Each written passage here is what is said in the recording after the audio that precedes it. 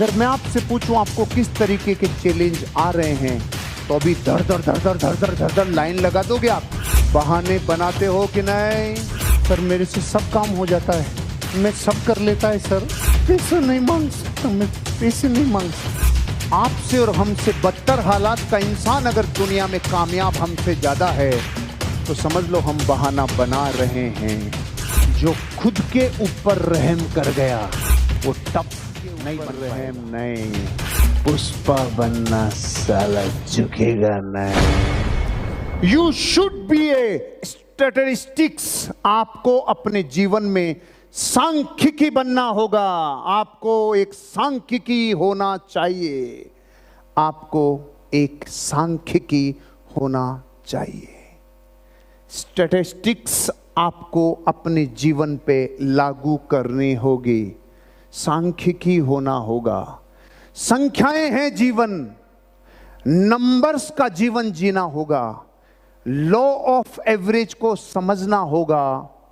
मैंने हर बार जब जब मौका मिला, मैंने प्रश्न पूछा और आंसर लिखा, प्रश्न पूछा आंसर लिखा, प्रश्न पूछा आंसर लिखा। अब इंपॉर्टेंट है वो सवाल आप सृजनात्मक पूछते हो या नकारात्मक विध्वंसात्मक पूछते हो। जो सवाल आपके ग्रोथ करे, आपको डेवलपमेंट की ओर लेके जाए, वो सांख्यिकी मैं आपको सिखाने जा रहा हूं। आपको जिंदगी को एक सांख्यिकी मानकर जीना होगा।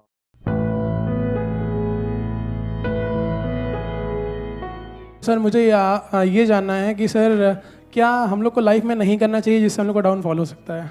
क्या नहीं ऐसा क्या है जो नहीं करना चाहिए? कितने चाहते हैं ये हो आज के सेशन का टॉपिक इंटरेस्टिंग है, बिकॉज आज से पहले मैंने ऐसा कभी कुछ सोचा भी नहीं है, ना ऐसा कभी कोई टॉपिक किया है कि ऐसा क्या है जो हमें लाइफ में नहीं करना चाहिए। चाहे आप मेल हो, चाहे फीमेल हो, चाहे जॉब करते हो, चाहे बिजनेस करते हो, चाहे स्टूडेंट हो, कोई भी हो, लाइफ में किसी भी स्टेज पर हो, ऐसा क्या है जो हमें नहीं करना चाहिए? हाँ, इनसे स्टार्ट करते हैं। सर मेरे हिसाब से किसी भी काम को, किसी भी बात को, किसी भी चीज़ को नहीं बोलना चाहिए, क्योंकि मैंने पर्सनल एक्सपीरियंस किया है। अगर हम पहले ही किसी काम को नहीं बोल देते हैं ना, तो वो कभी सक्सेस होता ही नहीं है।